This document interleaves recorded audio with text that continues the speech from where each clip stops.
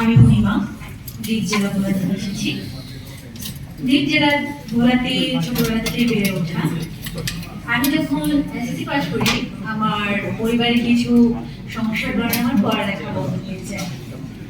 পরে আমি ভাবি যে পড়ালেখা বন্ধ হয়েছে তো কি হয়েছে, আমি আমার জীবনে কিছু একটা করব। তারপর আমি অনেকভাবে চেষ্টা করি কিছু একটা করার, কিন্তু দিন শেষে হতাশা ছাড়া আর কিছুই পাইনি। আমাদের সমাজে মেয়েরা বাইরে গিয়ে কাজ করুক বা কাজ শিখুক, এটা আমাদের সমাজ ভালো চোখে দেখে না। প্রথম আমি অনেক ভয় পাইছি যে পরিবার প্রতিবেশী কি বলবে, মানুষ কি ভাববে। পরে আমি নিজে সিদ্ধান্ত নেই যে না, আমার জীবনের পরিবর্তন আমাকে নিজে কি করতে হবে। হঠাৎ একদিন আমার পাশের বাড়িতে গ্রামীণ জনউন্নয়ন সংস্থা থেকে একটি সভা হয়।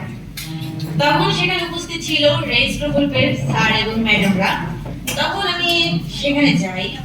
যাওয়ার পর জানতে পারি যে রেস প্রকল্প থেকে বিভিন্ন ধরনের ট্রেডের কাজ শেখানো হচ্ছে ছেলে এবং মেয়েদের বিনামূল্যে।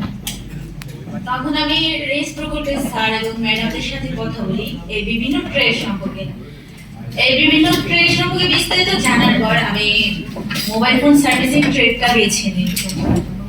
রেস প্রকল্প থেকে 6 মাসের প্রশিক্ষণের সুযোগ পাই।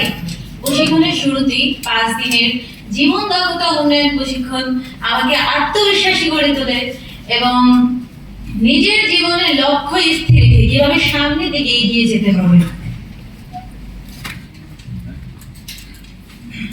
আমার জীবনের শুরুটা সহজ ছিল না। আমি নিজেকে ধীরে ধীরে তৈরি করি। আমি অত্যন্ত আনন্দিত যে আমি আমার দ্বীপ জেলা ভোলাতে কাজ করছি মোবাইল ফোন সার্ভিসিং এ। আমি যেখান থেকে প্রশিক্ষণ নিই